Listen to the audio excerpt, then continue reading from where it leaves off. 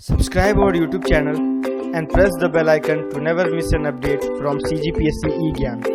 Visit our website visualcard.com to get complete video series. Hello friends, मैं Niharika CGPSC ज्ञान में आपका फिर से स्वागत करती हूँ।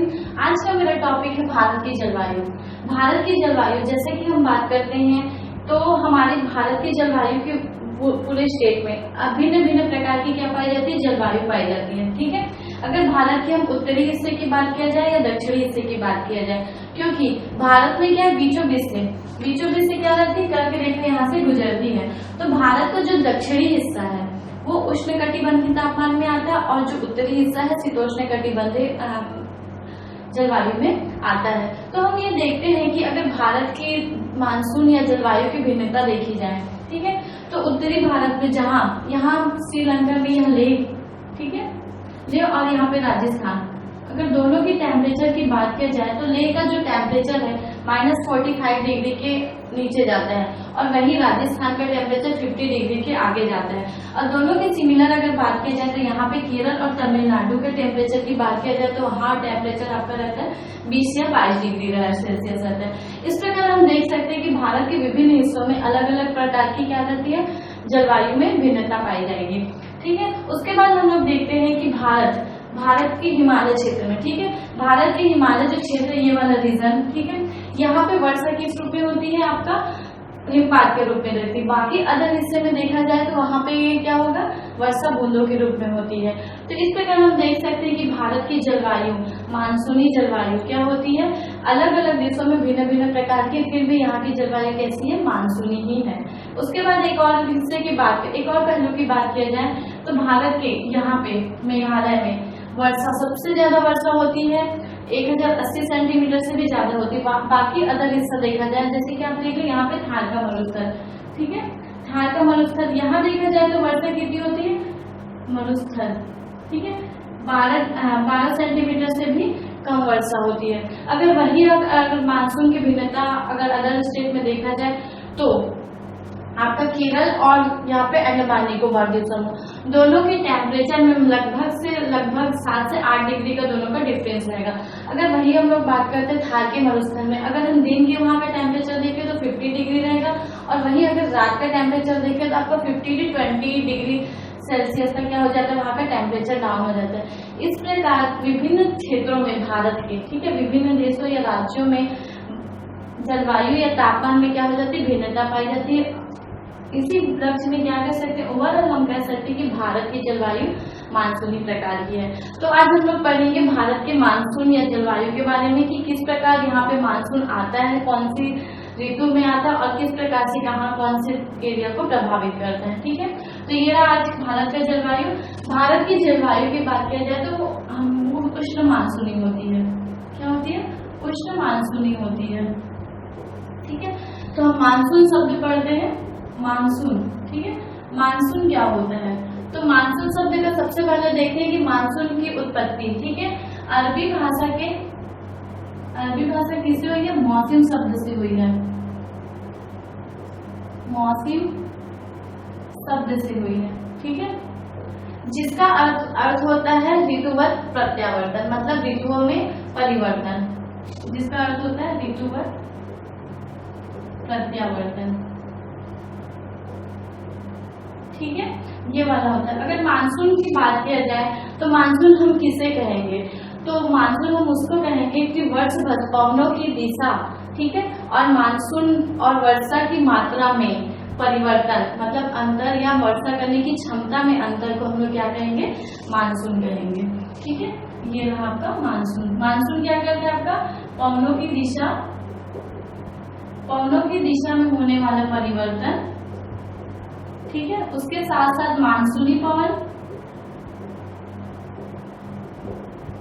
पवन की दिशा एंड आपका ये हो जाएगा ऋतुओं, वर्षा करने की क्षमता में परिवर्तन, वर्षा करने की क्षमता में परिवर्तन को हम लोग किस नाम से जाना जाएंगे, मानसून के नाम से जाना जाएंगे। उसके बाद बात करते हैं हम लोग मानसून को हम लोग और डिस्क्राइब करने से पहले हम लोग उसके पहले सिद्धांत देखेंगे कि मानसून से रिलेटेड भारत में कौन कौन से सिद्धांत है जिसको क्या करता है भारतीय मानसून फॉलो करता है। ठीक है, तो सबसे पहले हम लोग देखते हैं इससे रिलेटेड सिद्धांत में। इसके द्वारा हम लोग आप सिद्धांत देखेंगे तो क्या होगा, छोटी छोटी बेसिक चीजें क्या होंगी आप लोग की क्लियर होंगी। तो हम लोग देखते हैं सबसे पहले सिद्धांत। ठीक है, सिद्धांत में पहला आएगा तापीय सिद्धांत।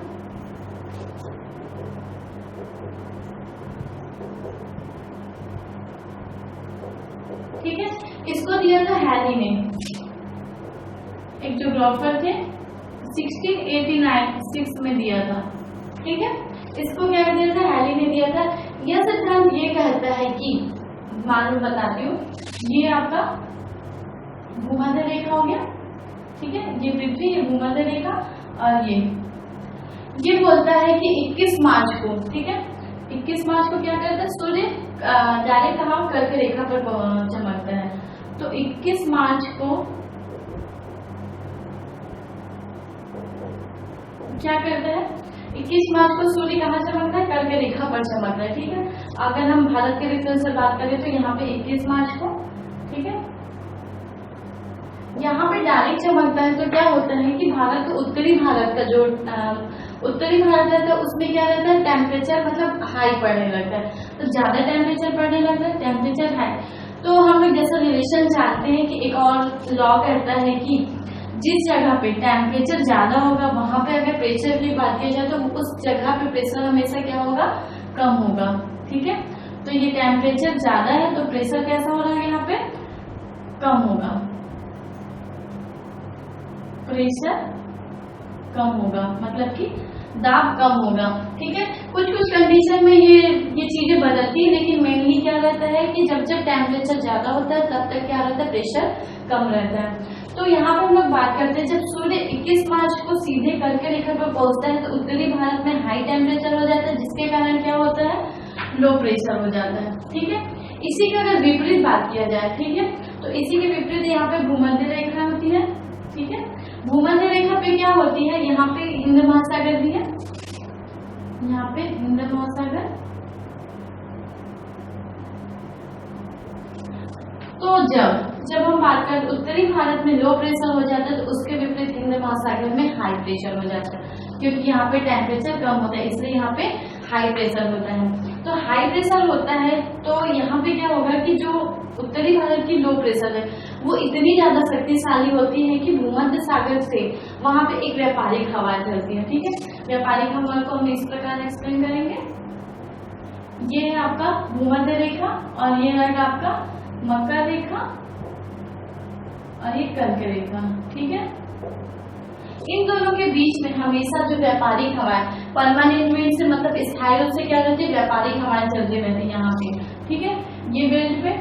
तो ये अगर हम बात करते हैं यहाँ से लेकर ये, इसको हम लोग उत्तरी गोलार्ध के नाम से जानते हैं, इसको हम लोग दक्षिणी गोलार्ध के नाम से जानते हैं। तो दोनों भूमध्य रेखा से 23.5 डिग्री, यहाँ पे 23.5 डिग्री अंश और यहाँ पे 23.5 डिग्री अंश, दोनों डिग्री के बीच में क्या चलती है, व्यापारिक हवाएं चलती है।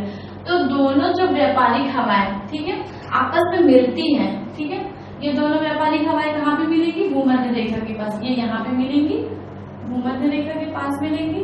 तो इसको हम लोग दोनों को ITCZ के नाम से जानते हैं, ITCZ। ठीक है, इसको बोलते हैं इंटर ट्रॉपिकल कन्वर्जेंस जोन्स, अंतः उष्ण कटिबंधीय अभिसरण क्षेत्र। अभिसरण का मतलब होता है मिलना। ठीक है, तो दोनों व्यापारिक हवाएं आपस में मिलती है तो ITCZ उसको कंप्लीटली कहते हैं। तो ये वाला जो जोन है, ठीक है, ये इतना ज्यादा शक्तिशाली होती है कि ITCZ मतलब ये इधर होगी आपका व्यापारिक हवा, तो ये क्या करती है, इधर आकर्षित हो जाती है और ये यहाँ पे क्या हो जाती है, वो ITCZ उत्तरी भारत में क्या हो जाती है, सेटअप हो जाती है। और ये क्या होती है, जैसे कि इसमें एक और नियम कहता है कि फेरल का नियम। ठीक है, फेरल का नियम ये कहता है,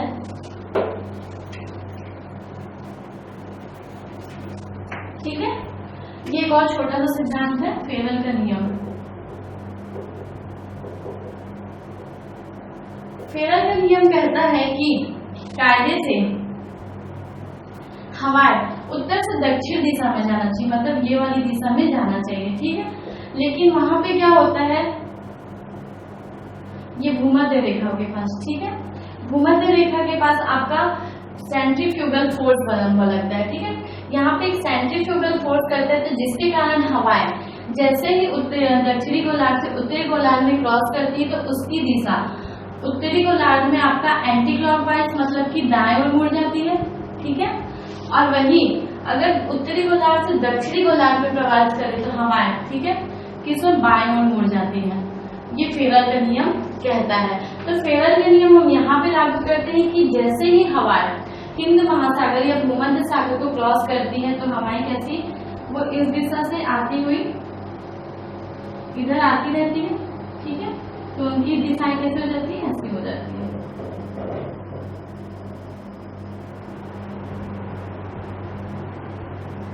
तो यही हवाएं दक्षिण पूर्वी मानसून के रूप में भारत में क्या करती है, स्थापित हो जाती है। ये कहता है आपका तापीय सिद्धांत, ठीक है। इसी से रिलेटेड एक दूसरा सिद्धांत है जिसको हम लोग पढ़ते हैं,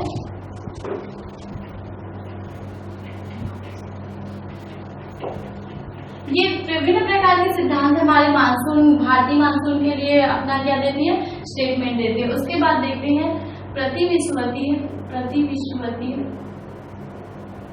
पछुआ हवाएं।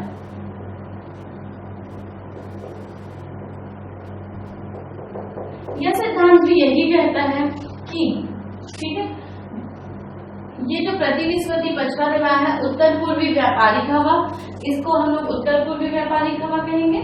इस एरिया को उत्तर पूर्वी व्यापारिक हवा, इसको बोलेंगे दक्षिण पूर्वी व्यापारिक हवा, ठीक है। ये जो मैं पहले बताई थी आप लोगों को, ये जो हवाएं इन्हीं दोनों के बीच में चलती हैं। इन्हीं दोनों के बीच में एक और मैंने बताया था कि ITCZ होता है, ठीक है।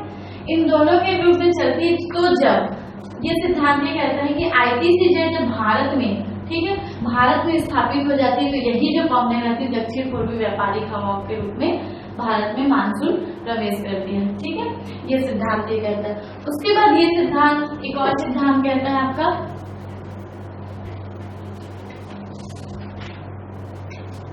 है जेट स्ट्रीम, ठीक है, जेट स्ट्रीम। जेट स्ट्रीम ये कहता है कि इसमें मेनली दो प्रकार के अगर हम लोग हवाओं की बात करते हैं, तो सबसे पहले हम लोग जेट स्ट्रीम होता क्या है, तो जेट स्ट्रीम अगर हम देखा जाए कि वायुमंडल की बात की जाए, ठीक है, वायुमंडल को हम लोग देख सकते हैं, ठीक है। तो यहाँ पे अगर वायुमंडल स्टार्ट होती है, तो जो ऊपर जो रहता है, ठीक है,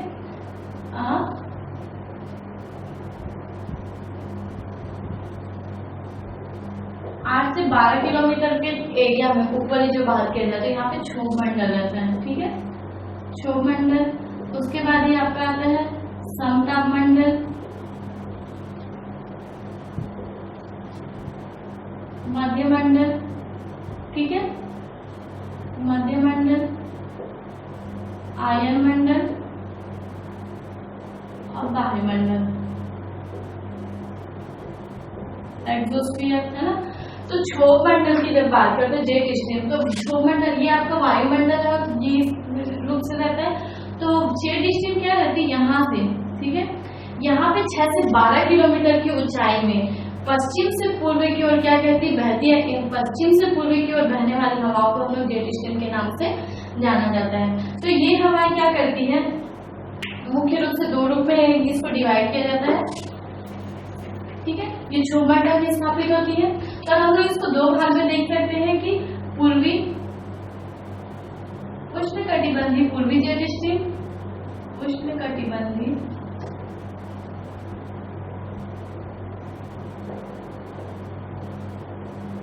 उसके बाद आएगा उपोष्णकटिबंधीय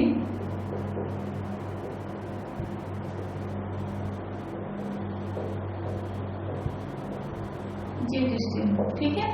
तो अगर भारत में हम लोग ग्रीष्मकाल की बात करते हैं, ठीक है, ग्रीष्मकाल में जो दक्षिण पूर्वी मानसून है, तो उसकी उत्पत्ति होती है दक्षिण पूर्वी जेट स्ट्रीम से।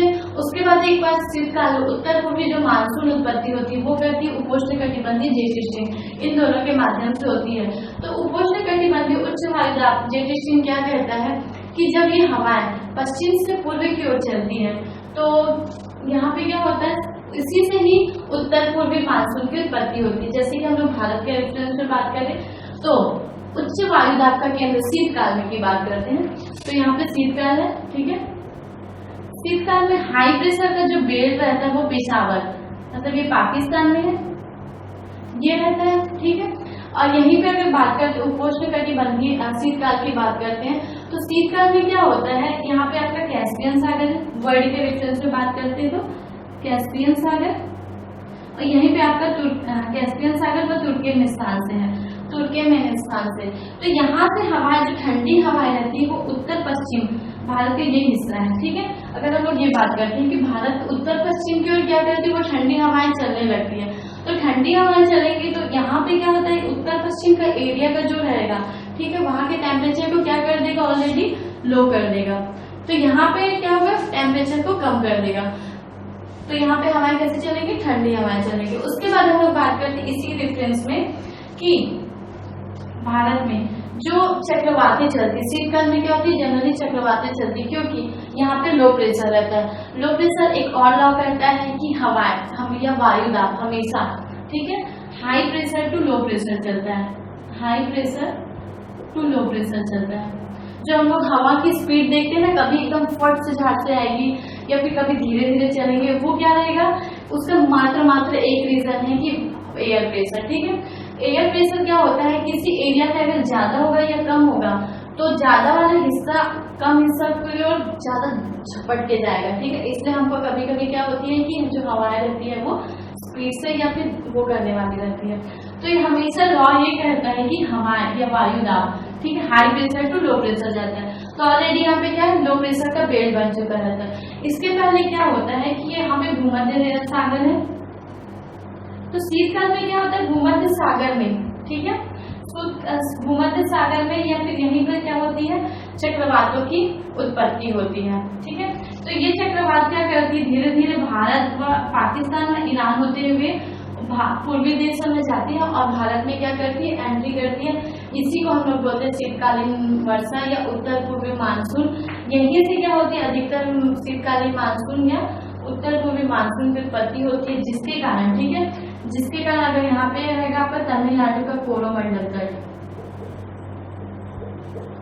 यहाँ पे क्या होती है, शीतकालीन वर्षा का ज्यादा से ज्यादा वर्षा होती है, ठीक है, ज्यादा से ज्यादा वर्षा होती है। और यही जो मानसून रहता है, उत्तर पूर्वी मानसून, जो कि शीतकाल में उत्पन्न होता है, यही आपका क्या कहते हैं, आपका रबी की फसल, ठीक है, रबी की फसल के लिए क्या होती है, ये जिम्मेदार होती है, ठीक है। उसके बाद हम लोग पढ़ते हैं उष्णकटिबंधीय पूर्वी जेट स्ट्रीम। उष्णकटिबंधीय पूर्वी जेट स्ट्रीम का संबंध सिर्फ और सिर्फ हिमालय व तिब्बत का जो पठार रहता है, यहाँ पे आपका हिमालय, यहाँ पे आपका हाई प्रेशर रहता है, क्या रहता है, इसी के कारण ही क्या होती है, उष्णकटिबंधीय पूर्वी जेट स्ट्रीम की उत्पत्ति होती है।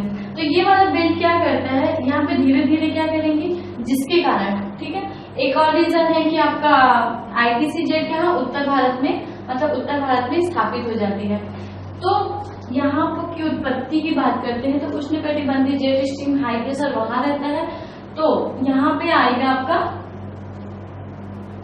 आपका गंगा, ठीक है, सॉरी, यहाँ पंजाब से लेकर, ठीक है, ये वाला हिस्सा, ये क्या कह सकते हैं, लो प्रेशर का बेल्ट बन जाता है, ठीक है, लो प्रेशर का बेल्ट बन जाता है। तो इससे क्या करती है, उष्णकटिबंधीय जेट स्ट्रीम क्या करती है, यहाँ से होते हुए, ठीक है, यहाँ पे प्रवेश करती है, इसकी एक शाखा कहाँ जाती है, आपका प्रायद्वीपीय भारत की ओर आती है, ठीक है, प्रायद्वीपीय भारत की ओर एक आती है।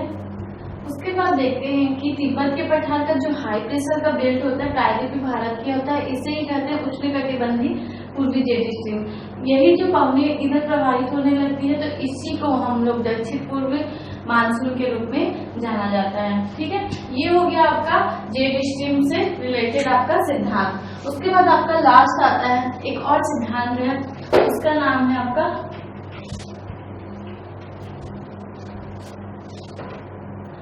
इससे पहले आपको एग्जाम में अगर क्वेश्चन देगा तो ठीक है, जेट स्ट्रीम से वही देगा कि दक्षिण पूर्वी मानसून के लिए कौन सी जेट स्ट्रीम क्या होती है, उत्तरदायी होती है। तो दक्षिण पश्चिम मानसून के लिए पूर्वी जेट स्ट्रीम, ठीक है, उत्तर पूर्वी मानसून के लिए कौन सी जेट स्ट्रीम होती है, तो आपका वही आंसर आएगा कि उष्णकटिबंध उपोष्ण जेट स्ट्रीम, ये सारे। तो इससे रिलेटेड क्या है, ये आपके क्वेश्चन पूछे जाते हैं। अब इसके बाद आएगा आपका एल नीनो, ठीक है। एल नीनो जनरली पूछा जाता है, इसका लोग मीनिंग नहीं समझते एक्चुअली में क्या है। तो एक क्या चीज है, एक जलधारा है, ठीक है। जलधारा की आप जानते हैं कि हमेशा जो जलवायु को जलधारा बहुत हद तक क्या करती है, आपको प्रभावित करती है। जैसे कि किसी एरिया में जलधारा प्रवाहित हो रही है तो वहां पे गर्म जलधारा अगर बहेगी तो वहां का टेम्परेचर क्या होगा, आसपास का एरिया गर्म हो जाएगा। अगर वहां का टेम्परेचर, अगर ठंडी जलधारा बहे किसी जगह पे, तो वहां का टेम्परेचर कैसे होगा, कम हो जाएगा। तो इसी रिलेटेड क्या पढ़ते हैं हम लोग, एल नीनो। एल नीनो कैसे भारतीय जलवायु को प्रभावित करता है, इससे पहले हम लोग देखते हैं कि एल नीनो होता क्या है और ये कहाँ पे उत्पत्ति होती है। तो एल नीनो को समंजसता हम लोग देखते हैं कि होता क्या है कि अगर पूरे भारत में, पूरे विश्व में बोला जाए तो 23 सितंबर को, ठीक है, यहाँ पे 23 सितंबर को क्या होता है, सूर्य भूमध्य रेखा पर सीधा चमकता है। ये आपका भूमध्य रेखा है, ये जो ना आपका भूमध्य रेखा का जोन है, ठीक है। वर्ल्ड की बात करते हैं तो ये वाला, ठीक है। तो भूमध्य रेखा का जब सूर्य सीधे चमकते हैं तो डायरेक्ट आएगा, तो क्या होगा, वहां पे टेम्परेचर ज्यादा होगा, ठीक है। टेम्परेचर क्या होगा, हाई होगा। तो ये वाले जोन में भी आप लोग जैसे देख रहे हो कि यहाँ पे टेम्परेचर हाई होगा। तो अफकोर्स हम लोग इससे पहले पढ़े हैं कि अगर किसी जगह पे टेम्परेचर हाई होता है तो वहाँ पे ऑलरेडी क्या होता है, प्रेशर लो हो जाता है। तो ये वाला जो जोन है आपका, ठीक है, ये वाला भी भूल जाते हैं, ठीक है। तो ये वाला जो जोन है, अगर टेम्परेचर हाई हो रहा है तो वहाँ पे क्या हो रहा है, लो प्रेशर हो रहा है। तो ये वाला क्या होगा, दोनों लो प्रेशर। जैसे कि हम लोग बताए हैं कि भूमध्य रेखा के 23.5 डिग्री अंश, ठीक है। आपको बताया कि इससे पहले 23.5 डिग्री अंश, यहाँ पे 23.5 डिग्री अंश, दोनों जो जोन मिलते हैं, है ना, दोनों जगह की व्यापारिक हवाएं मिलती है, उसको ITC-Z बोलते हैं। तो यहीं पर वो क्या होता है कि दोनों जगह की व्यापारिक हवाएं मिलती है, ITC-Z जोन मिलती है। तो यहाँ पे क्या होता है, यहाँ पे जितने भी सागर हैं, आप लोग यहाँ पे अटलांटिक महासागर देखो, प्रशांत महासागर देखो, यहाँ पे प्रशांत महासागर, यहाँ पे हिंद महासागर, ये जो जल है ये वाले एरिया में क्या करते हैं, इकट्ठे कर देती है, ठीक है। उसके बाद क्या होता है, सूर्य उत्तरायण मतलब कि क्या होगा, कर्क रेखा पे चमके, दक्षिणायन मतलब कि मकर रेखा पे चमकेगा। तो ठीक है, तो अगर सूर्य दक्षिणायन होता है, दक्षिणायन मतलब कि क्या होगा, यहाँ पे चमकेगा। तो इसको बताती हूँ आपको, सूर्य क्या होगा, दक्षिणायन होगा, मतलब सूर्य सीधे चमकता है तो मतलब क्या होगा, वो सही स्थिति में रहता है। अगर कर्क रेखा पर चमकेगा तो वायुदाब की पेटियां धीरे धीरे सकती है। ये बहुत सारे ज्योग्राफी के लॉ हैं जो हमको थोड़ा थोड़ा समझना है, ज्यादा कुछ नहीं है, क्योंकि वो एग्जाम में आपके लिए पूछा जाएगा।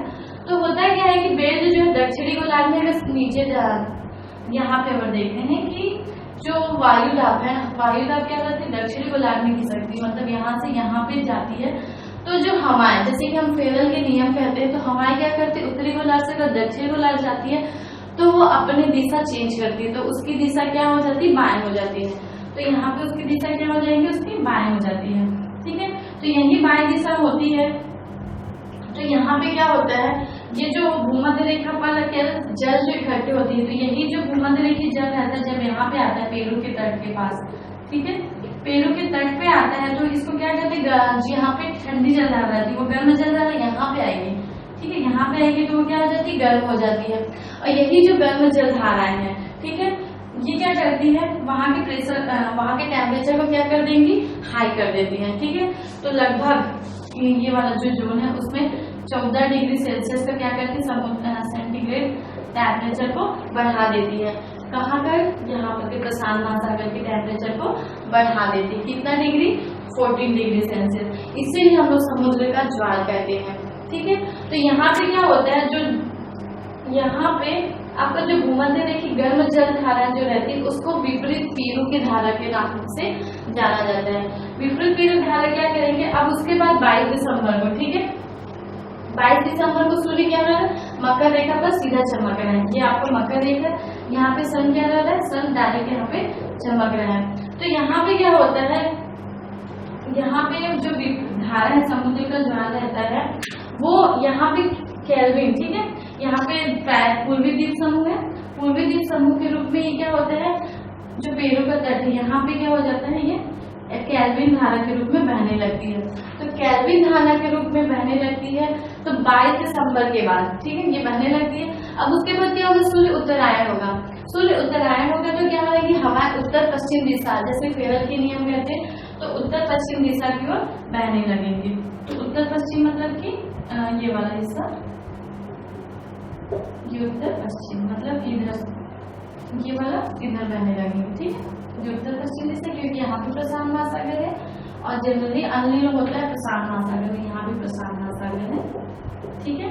तो क्या सूर्य उत्तरायण होता है, अब वो क्या होगा, अब वो डायरेक्ट क्या होगा, उसके चमकने लगेगा। तो इसकी दिशा क्या होगी, जब उत्तरी गोलार्ध में जाएंगी तो इसकी जो दिशा है वो चेंज हो जाएगी, ठीक है, उत्तर पश्चिम दिशा में हो जाएगी। अब उसके बाद क्या होगा, केल्विन धारा के रूप में बहती है, तो केल्विन धारा की एक शाखा क्यूरोसिवो धारा, ठीक है, यहीं पे आपका क्यूरोसिवो धारा आएगा, तो इधर बहने लगती है और यहाँ से होते हुए यहाँ पे आपका सुंडा आएगा, ठीक है, सुंडा जलाशय आएगा, सॉरी सुंडा आपका हिंद महासागर में आएगा।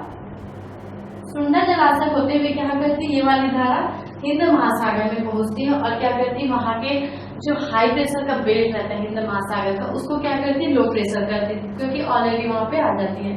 तो यही इस तरह से क्या होती है, एल नीनो की एल नीनो हिंद महासागर में भारत में प्रवेश करता है। तो एल नीनो जब भी आता है तो उसकी सिचुएशन ये होती है, जैसे कि हम इससे पहले पढ़े हैं कि दक्षिण पश्चिम मानसून आती है, तो यहाँ पे उत्तर भारत में लो प्रेशर का बेल्ट बन जाता है और दक्षिण भारत में हाई प्रेशर। तो जब एल नीनो हिंद महासागर की ओर पहुंचती है तो वहां के जो हाई प्रेशर का बेल्ट रहता है उसको लो प्रेशर कर देती है। तो अगर लो प्रेशर मतलब ये कमजोर कर देती है, ठीक है, और जिससे क्या होता है, हवाएं उसी के विपरीत अगर हम भारत के रेफरेंस में यहाँ पढ़े, ठीक है, यहाँ पे अगर हाई प्रेशर का बेल्ट है, ठीक है, तो हवाएं हाई प्रेशर तो लो प्रेशर यहाँ पे आनी चाहिए ना, लो प्रेशर, तो यहाँ पे क्या हो जाता है, यहाँ पे भी जैसे कि इंडोनेशिया के पास ही यहाँ पे क्या बन जाता है, लो प्रेशर का बेल्ट बन जाता है, यहाँ पे भी, ठीक है, ये आपका इंडोनेशिया वाला एरिया है। तो यहाँ पे अगर लो प्रेशर का बेल्ट बनेगा, ठीक है, तो होता क्या है कि जब हवाएं मानसूनी हवाएं आ रही है तो लो प्रेशर यहाँ भी बन रहा है और यहाँ भी बन रहा है, तो उनको कायदे से जाना चाहिए लो प्रेशर, क्योंकि हमेशा आपको बताती हूँ कि हवाएं high pressure to low pressure बनती है, लेकिन यहाँ पे भी लो प्रेशर है, यहाँ भी लो प्रेशर, लेकिन इसकी अपेक्षा कहाँ है, यहाँ पे लो प्रेशर ज्यादा कम है। जैसे कि हम लोग देखते हैं कि अगर हम लोग किसी दुकान में सामान खरीदने जाते हैं तो दो दुकान का कंपेरिजन करते हैं, जहाँ पे रेट कम होती वहां पे हम जाना पसंद करते हैं, जहाँ पे कम नहीं होती वहां पे नहीं जाना पसंद करते। तो जस्ट लाइक क्या रहता है, जब हिंद महासागर में हाई प्रेशर यहाँ पे रहता है तो ये हवा यहाँ न जाकर यहाँ चली जाती है, तो जिससे क्या होता है, जब एल नीनो भारत में आता है तो यहाँ पे क्या पड़ जाता है, सूखा पड़ जाता है, ठीक है, भारत में क्या पड़ जाएगा, सूखा पड़ जाएगा। ये जनरली आपका 3 से 8 वर्षों के बीच में आती है एल नीनो, और जब भी आती है तो सूखा वर्ष करती है। इसके विपरीत एक और कंडीशन देखते हैं, एल नीनो हमेशा आता है तो क्या है, सूखा, लेकिन कभी कभी क्या होता है, वो सूखा नहीं पड़ता। क्या होता है, यहाँ पे थार मरुस्थल है, यहाँ पे धीरे धीरे क्या होती है, संवहनी धाराएं उत्पत्ति होने लगती है। संवहनी धारा और हिमालय के पठार में भी क्या रहते हैं, उच्च वायुदाब केंद्र स्टार्ट हो जाता है। तो ये दोनों जो हवाएं दोनों स्ट्रॉन्ग होकर क्या करती है, हिंद महासागर की ओर आती है।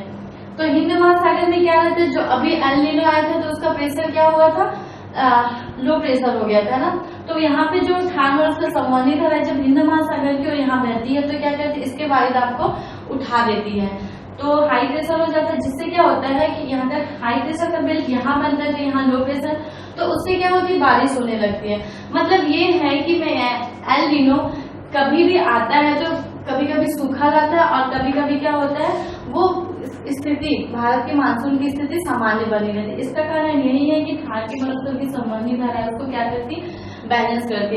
इस प्रकार हम लोग कह सकते हैं कि एल नीनो कभी कभी सूखा लाता है, कभी कभी सामान्य स्थिति लाता है, ठीक है।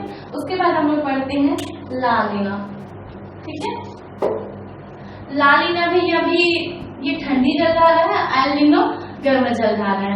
ला नीना, ठीक है, ये जब भी आती है, इसका आने का टाइम रहता है 4 से 7 वर्ष के अंतराल में आता है, और यह जब भी आता है कि भारत में अच्छी मौसम या आर्द्रता लिए हुआ आता है, इसलिए ला नीना भारत के रेफरेंस में सही है। ठीक है, ये आपका रहा सिद्धांत भारतीय मानसून से रिलेटेड। अब हम लोग पढ़ते हैं कि मानसून, भारतीय मानसून की विशेषताएं देखते हैं। भारतीय मानसून की विशेषताएं, ठीक है। भारतीय जलवायु या वर्षा कह सकते पूरे पे डिपेंड किसका है, भारतीय जलवायु पर डिपेंड है, वर्षा के ऊपर डिपेंड है।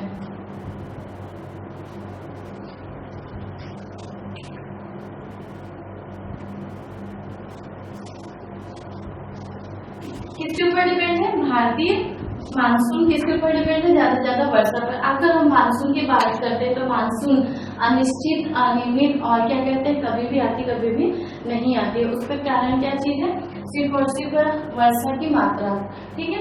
उसके बाद हम लोग देखते हैं कि मानसून कहीं ज्यादा वर्षा होती है, कहीं कम वर्षा होती है। तो ये भिन्न भिन्न क्षेत्रों में भारतीय मानसून अलग अलग प्रकार से पाई जाती है। शीतकाल में हम लोग देखते हैं अलग डिफरेंट टाइप की वर्षा होती है, ग्रीष्मकाल में अलग होती है, जहाँ कहीं कहीं एवरेज से ज्यादा वर्षा होती है, किसी एरिया में नहीं होती। जैसे कि हम लोग बात करते हैं भारत के पश्चिमी घाट और पूर्वी देश में क्या होती है, औसत से भी ज्यादा वर्षा करती है। उसी की तरह हम लोग देखते हैं कि उसके विपरीत गोरोमंडल तट, ठीक है, हम इसे क्या कहते हैं, वृष्टि छाया प्रदेश या प्रायद्वीपीय का अधिकांश पठार वृष्टि छाया प्रदेश के अंतर्गत आता है। इस तरह मानसून की विशेषताएं हैं। अगर मानसून देखा जाए, भारत की मानसून को हम दो तरीके से होते हैं, उत्तर पूर्वी मानसून और दक्षिण पश्चिम मानसून, ठीक है। तो भारत में अधिकांश, ठीक है, इसी को हम लोग कह सकते हैं उत्तर पूर्वी मानसून को शीतकालीन मानसून, ठीक है, और इसी को हम लोग बोल सकते हैं लौटती हुई मानसून। इसको हम लोग आगे एक्सप्लेन करेंगे। ये आपका आएगा ग्रीष्मकालीन मानसून, ठीक है। तो अधिकतर भारत में जो वर्षा रहती है, ठीक है, 80% वर्षा किससे होती है, दक्षिण पश्चिम मानसून है ग्रीष्मकालीन से, और 20% किससे होती है, लौटते हुए मानसून से। तो ग्रीष्मकालीन जो मानसून आपका जून जुलाई अगस्त सितंबर तक चलती है, और लौटते हुए मानसून अक्टूबर नवंबर दिसंबर इस मौसम में आपका चलती है। अब हम लोग पढ़ते हैं कि भारत की जलवायु को प्रभावित करने वाले कारक, ठीक है, ऐसे कौन से कारक है जो भारत की जलवायु को प्रभावित करते हैं, ठीक है। तो यहाँ पे पढ़ते हैं हम लोग भारत की जलवायु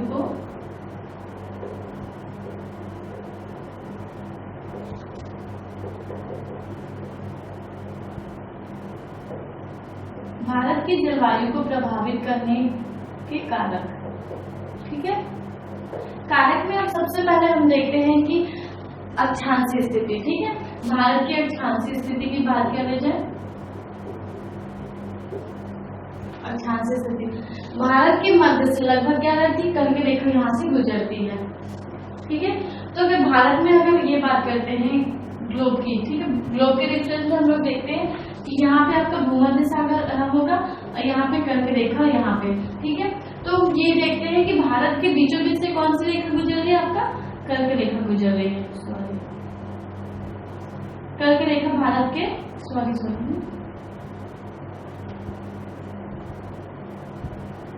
बीचों बीच से गुजर रही है। तो इससे हम देखते हैं कि यहाँ ये वाला जो बेल्ट आएगा उसके नीचे वाला हिस्सा उष्णकटिबंध में आएगा, ठीक है, और जो ऊपर वाला हिस्सा रहेगा शीतोष्णकटिबंध में आएगा, ठीक है। तो मतलब ये उष्णकटिबंध में और ये शीतोष्णकटिबंध में आएगा, उष्णकटिबंध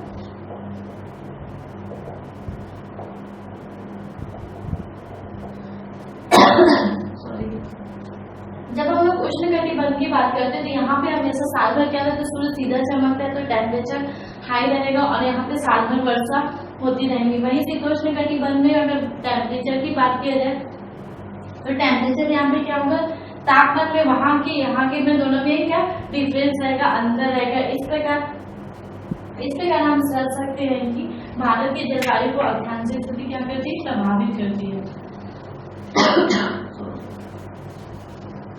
उसके बाद हम लोग देखते हैं हिमालय का कंडीशन, हिमालय की स्थिति। ठीक है। भारत के उत्तर पूर्वी हिस्सा में क्या चीज है, ये हिमालय जोन आते हैं, जो आपका शीतकाल में, ठीक है, भूमध्य सागर से आने वाली ठंडी शीतकालीन वर्षा जो आपको क्या करेगा, ठंड में कपकपा देगी, कठोरता क्या रहती है, वो शीतल लहर रहती है, जिससे हिमालय क्या करते हैं, उसको यहाँ आने से क्या करते हैं, हमारे भारत में आने से क्या करते हैं, रोकता है, जिससे क्या होता है, हमारे भारत में शीतकाल में अत्यधिक क्या रहता है, ठंड नहीं पड़ पाती, कपकपाती होती है।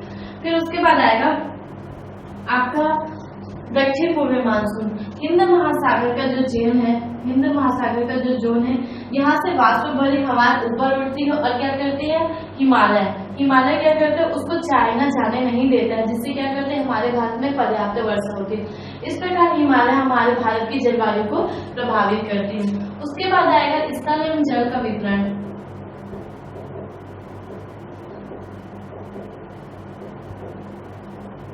ठीक है, भारत में स्थल और जल, भारत की हम जब बात करेंगे वो तीन ओर से क्या चीज है, जल से घिरा हुआ, एक ओर से मतलब हिमालय से जुड़ा हुआ है। तो जल की अपेक्षा, ठीक है, जल स्थल की अपेक्षा देरी से गर्म होता है और देरी से ठंडा होता है। वही स्थल जल की अपेक्षा क्या होता है, जल्दी गर्म होता है और जल्दी ठंड भी होता है।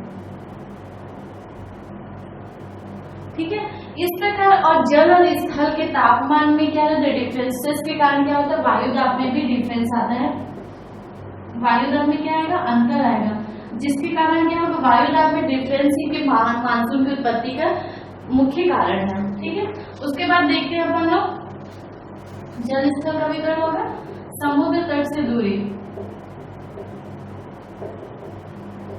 समुद्र तट से दूरी मतलब कि हम जब हम समुद्र बात करते हैं, सारे समुद्री में यहाँ के आसपास का जो एरिया रहेगा वहाँ का तापमान हमेशा क्या रहेगा, समकारी प्रभाव रहेगा। मतलब वहाँ पे अगर ठंड या गर्म जो भी है वहाँ पे क्या रहेगा, उसके अकॉर्डिंग रहेगा। ठंड अगर मान लो यहाँ पे गर्मी है तो आसपास तटीय क्षेत्र का है तो वहाँ पे उतना ज्यादा गर्मी नहीं पड़ेगा। ठीक है, और वहीं अगर ठंड की बात करते हैं तो वहाँ पे इस कंडीशन में तटीय क्षेत्र में क्या रहेगा, समकारी प्रभाव रहेगा। वही हम लोग बात करते हैं अंदर की जो देश है आपका कानपुर, दिल्ली, यूपी, ये सब क्या समुद्र से दूर स्थित होने का वहाँ की जलवायु विषम होती है। मतलब कि ठंड के दिन में हमको अत्यधिक ठंडी और गर्मी के दिन में अत्यधिक गर्मी, ये सारी चीजें क्या करती है, समुद्र तट से दूरी ये वाली कंडीशन रहती है जो कि भारतीय जलवायु को प्रभावित करती है। उसके बाद देखते हैं हम लोग उच्चावच। ठीक है, उच्चावच ये देखते हैं कि भारत में, ठीक है, उच्चावच मतलब कि भौतिक प्रदेश देखा जाए तो भारत पहाड़ी एरिया या पठारी एरिया। तो जो वाष्प भरी हवाएं रहती है वो पहाड़ी एरिया से टकरा के क्या करती है, उसके आसपास के एरिया में ज्यादा वर्षा करती है। वहीं जो पठारी एरिया है वो इस प्रभाव से क्या हो जाती है, वंचित हो जाती है। जैसे कि हम लोग देख सकते हैं कि भारत के पश्चिमी घाट में यहाँ से हवाएं क्या करती है, टकराती है तो यहाँ पे ज्यादा बारिश करती है। वही प्रायद्वीपीय भारत या कोरोमंडल तट उसके अपेक्षा क्या होती है, कम वर्षा प्राप्त करती है। इस प्रकार हम कह सकते हैं कि उच्चावच भारतीय जलवायु को प्रभावित करती है। ठीक है, उसके बाद आएगा समुद्र तट से ऊंचाई। समुद्र तट से ऊंचाई जैसे कि हम जाते हैं, जैसे जैसे ऊपर जाते हैं वहां का क्या होता है, हमारा ऊपर का टेम्परेचर कम होते जाता है। ठीक है, तो हम देख सकते हैं कि मैदानी भाग की अपेक्षा, ठीक है, मैदानी भाग की अपेक्षा जो पहाड़ी एरिया में रहते हैं वहाँ का जो टेम्परेचर रहता है वहाँ पे क्या रहता है, कम रहता है। मैदानी भाग का क्या रहता है, ज्यादा रहता है। तो जो एरिया हिली एरिया में वहाँ ज्यादा टेम्परेचर रहेगा और जो मैदानी एरिया में वहाँ पे जो हिली एरिया में वहाँ लोगों का टेम्परेचर, वहाँ के आसपास का टेम्परेचर कम रहेगा और जो यहाँ रहेंगे वहाँ मैदानी क्षेत्र में वहाँ का टेम्परेचर क्या रहेगा, ज्यादा। इस प्रकार ये सारे तत्व, ठीक है, भारतीय जलवायु को क्या करते हैं, प्रभावित करती है। किसको प्रभावित करती है, जलवायु को।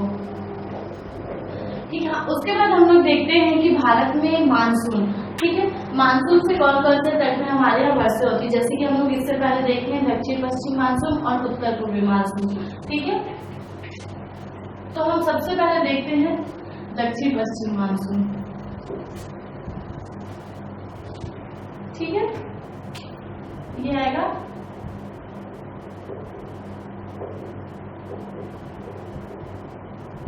दक्षिण पश्चिम मानसून, ठीक है, ये आप इससे पहले हम देख चुके हैं कि किससे उत्पत्ति होती है। तो ये जनरली आपका मिड जून से, मध्य जून से, मिड जून से कहाँ तक रहेगा, सितंबर तक रहता है, ठीक है।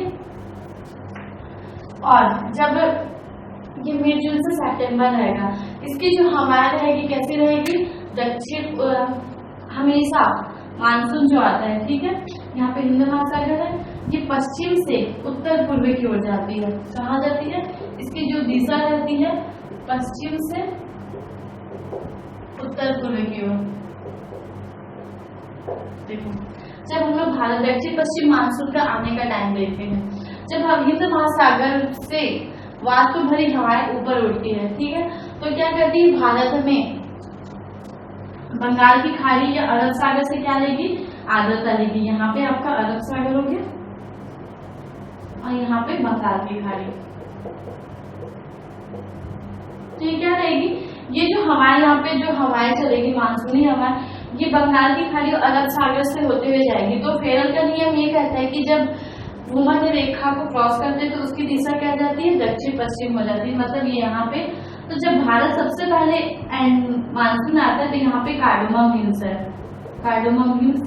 तो इसमें क्वेश्चन ये पूछा, जब भारत सबसे पहले मानसून आता है तो कौन सी पहाड़ी में वर्षा करता है, तो कार्डोमम हिल्स में क्या होता है, वहाँ पे वो टकराते हैं, आवाज भरी हवाएं का संघनित हो जाती है, जिससे वर्षा हो जाती है, ठीक है। तो यहाँ पे ये क्या करते हैं, जिससे टकराती है वर्षा होती है, और ये होती हुई क्या जाती है, ये यहाँ से यहाँ तक जाती है। ये आपका कंडीशन आ गया 1 जून को, ठीक है। ये कब आता है, 1 जून को, क्योंकि जनरली हम लोग मानते हैं कि 1 जून में भारत क्या रहता है, 1 जून तक मानसून, भारतीय मानसून क्या कहता है, एंट्री कर लेता है। फिर उसके बाद आपका आएगा ये यहाँ से होते हुए, ठीक है, ये आपका आएगा 5 जून, 5 जून तक यहाँ तक पहुंच जाता है। यहाँ पे आपका बैंगलोर वगैरह आएगा, 5 जून तक ये सिक्किम वगैरह में चला जाता है, ठीक है। सॉरी, ये यहाँ आ जाएगा 5 जून, ठीक है। उसके बाद क्या होता है भारत में मानसून, अब उसके बाद 10 जून तक, ठीक है, 10 जून तक ये होते हुए, ये वाला जो हिस्सा है, ठीक है, यहाँ से होते हुए ये यहाँ पे 10 जून तक यहाँ तक जाता है, ठीक है, हो गया ये। और ये 1 जुलाई तक होते हुए यहाँ से यहाँ तक जाएगा, 1 जुलाई। उसके बाद 15 जुलाई तक होते हुए क्या रहता है, जनरली माना जाता है कि उत्तर पश्चिम भारत में होते हुए 15 जुलाई, और ये 30 जुलाई। तो यहाँ पे क्या होता है, दक्षिण पश्चिम मानसून चला जाता है। तो इसकी जो आने की दिशा रहती है पश्चिम से उत्तर पूर्व की ओर आती है, ठीक है। उसके बाद बात करते हैं हमारे यहाँ, ये क्या कहते हैं, जब भारत में मानसून एंट्री मारता है तो सबसे पहले क्या होता है, यहाँ पे महेंद्रगिरी से टकराती है। कहाँ पे, यहाँ पे महेंद्रगिरी है, महेंद्रगिरी। तो यहाँ पे उसकी 2 शाखा बढ़ जाती है, ठीक है, मानसून 2 शाखा के रूप में बढ़ जाती है, ये अरब सागर शाखा और यहाँ पे बंगाल की खाड़ी की शाखा, ठीक है। तो बंगाल की खाड़ी की शाखा, अगर हम बंगाल की खाड़ी की शाखा देखें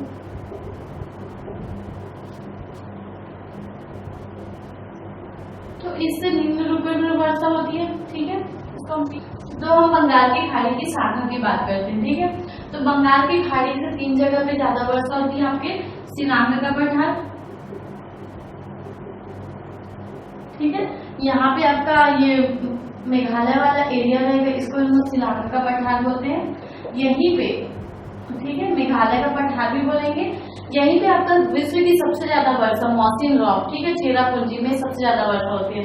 इसका रीजन ये है कि यहाँ पे क्या रहती है, इसकी जो पठार है वो आकृति कैसी, कीप के आकार का है, ठीक है, कीप के आकार की आकृति है। तो इससे क्या होता है कि जब भी हमारे वहाँ बारिश होती है तो समुद्र के तट से, समुद्र हमारे क्या करते हैं, उससे वाष्प लेती है, वाष्प लेती है और क्या करते हैं, धीरे धीरे ऊपर उठती है, एक निश्चित टेम्परेचर पे आके क्या करती है, वो वाष्प संघनित होती है। मतलब कि क्या होती है, जो गैस फॉर्म रहता है वो गैस फॉर्म जो लिक्विड फॉर्म में लाने के लिए तैयार होता है।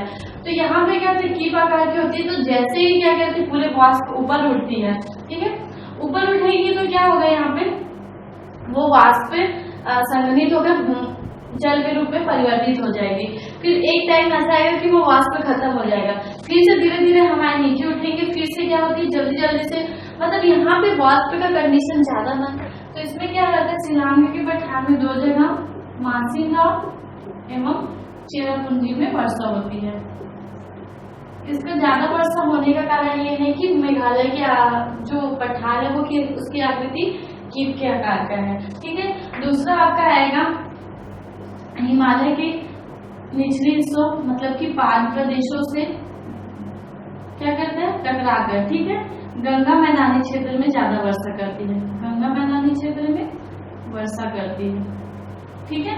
उसके बाद आपका आएगा ये थर्ड जो शाखा है असम होते हुए क्या कर जाती है, असम से होते हुए चीन चली जाती है, मतलब ये जो शाखा ये असम होती है ये चाइना को प्रवेश कर जाता है।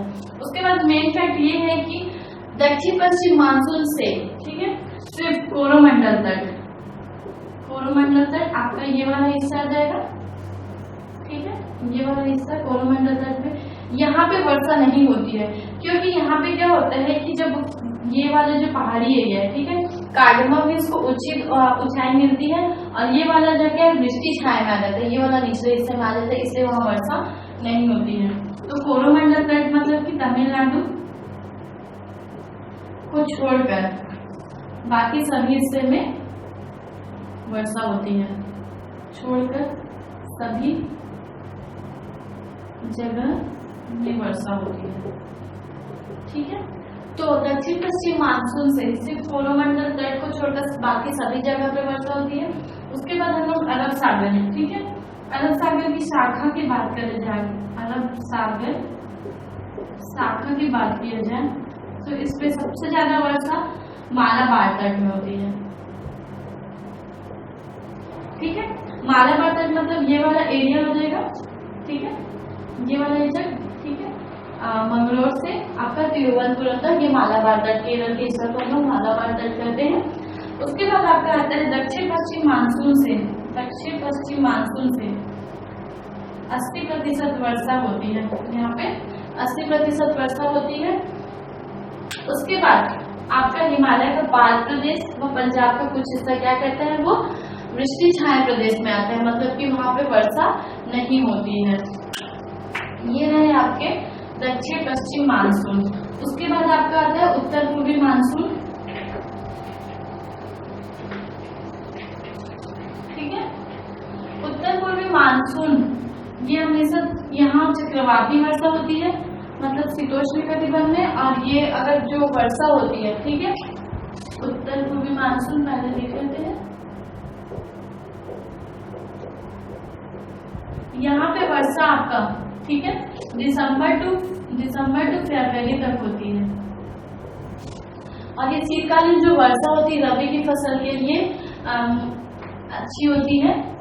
यहाँ पे जो मौसम रहता है, उमस जो रहता है वो इस मौसम में ज्यादा नहीं होता है, क्योंकि जनरली जो दक्षिण पश्चिम मानसून से उमस जो रहती है ये मानसून से क्या हो जाती है, उसको शांत मिलती है। इस मानसून की सिर्फ एक विशेषता है कि यहाँ पे इसे लौटते हुए मानसून कहते हैं, और यहाँ पे तमिलनाडु का जो कोरोमंडल तट है, तमिलनाडु का कोरोमंडल तट इस मानसून से क्या करता है, यहाँ से वर्षा प्राप्त करता है। तमिलनाडु का कोरोमंडल तट कहाँ से बनता है, यहाँ पे बंगाल की खाड़ी की शाखा, ठीक है, बंगाल की खाड़ी की शाखा से कहाँ वर्षा होती है, तमिलनाडु पे, ठीक है। यहाँ से जो हवाएं है, ठीक है, हवाएं स्थल से उत्तर पूर्वी दिशा में चलती है। हवाएं कैसे चलती है, स्थल से उत्तर पूर्वी की ओर चलती है, ठीक है। मतलब स्थल से चलेगी तो वहां पे क्या होगा कि वायु जो रहती है शुष्क रहेगी, अगर वो समुद्र से चलती तो क्या रहती है, उसमें नमी रहती है, लेकिन वो कहाँ से चलेगी, स्थल से चलेगी, वो वहां पे क्या होगी, वहां पे शुष्क होगी, ठीक है। और यहाँ पे क्या होती है, सबसे ज्यादा जो उत्तर पूर्वी दिशा में चलती है, उत्तर पूर्वी मानसून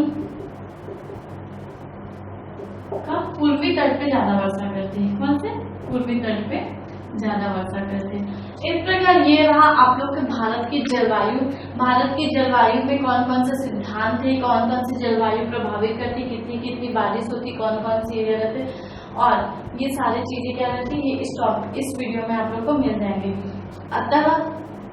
अतः हम कह सकते हैं कि भारतीय मानसून को क्या बोलते हैं, जुमा कहा जाता है। ठीक है, भारतीय मानसून को क्या कहा जाता है, जुमा कहा जाता है। इस प्रकार ये आपका रहा भारत की जलवायु, पूरे भारत की जलवायु। इस वीडियो को लाइक करने के लिए या सब्सक्राइब करने के लिए आप क्या करें, सब्सक्राइब बटन दबाएं।